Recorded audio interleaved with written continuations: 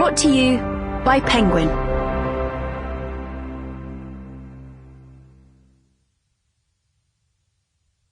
My Lifey. Written and read by Paddy McGuinness. Introduction. How do, and welcome to my life story. Come in, look around, make yourself at home. I've done a lot of mad old things throughout the years, and that's before I started working in television.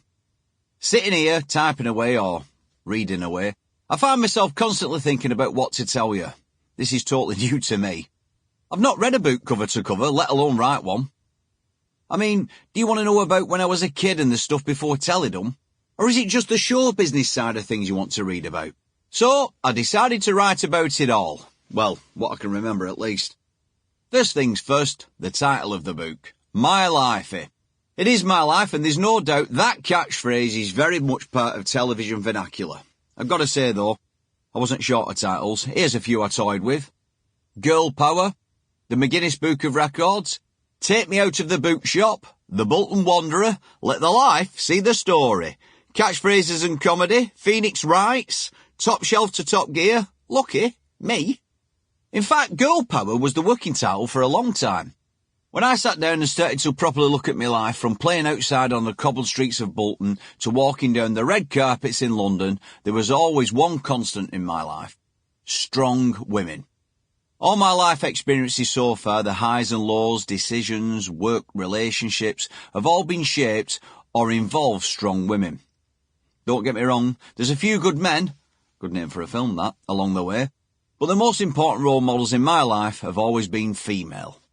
The reason it changed from Girl Power to My Lifey was way beyond my pay grade. It turns out there's a whole team of marketing brainiacs at these publishing houses, the upshot being that no one will have a clue that it's a book about my life. Apparently the excitement of opening a book about the Spice Girls, only to find a picture of me with my trousers down, drunk, leaning on a Bentley, would have caused a few problems. So here we are. I'm Paddy McGuinness, and this is My Lifey. Chapter 1. Mini-Me. I was brought up in an era when bins didn't have wheelies, television had 3 channels, and a smoothie was a bloke called Julio Iglesias. Listen on. I was born in 1973, God, that seems a long time ago, and raised in Bolton, Lancashire. It's actually Greater Manchester, but I still refer to it as Lancashire. A mighty town in the northwest of England. I lived with my mum in a little 2-up, 2-down terrace in the Dobble district on Auburn Street. Auburn Street was my world growing up, and it was such a happy place to be. Thinking about it now makes me feel quite emotional. I suppose one of the things about writing a life story is revisiting all those long-forgotten memories, good or bad.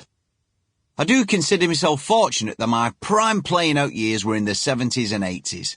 There was less traffic on the roads, no Xboxes, no PlayStations, no iPads. Well, we kind of had an early prototype of the iPad. We had an Etch-a-Sketch. Google it. It was nature's iPad. No need to delete your search history after using an Etch-a-Sketch. Just give it a little shake and you were good to go. Which, ironically, is the thing you do that leads to you deleting the search history on an iPad. Now, I'm aware that a lot of you listening to this may have been born after 1990, so some of the references may leave you a little confused as to what the hell I'm talking about. In fact, if I just do you a random list of stuff from the 70s and 80s, you can look them up or Google them or whatever you want later on. Now, I might not mention everything you hear here, but they all played a part in my childhood growing up.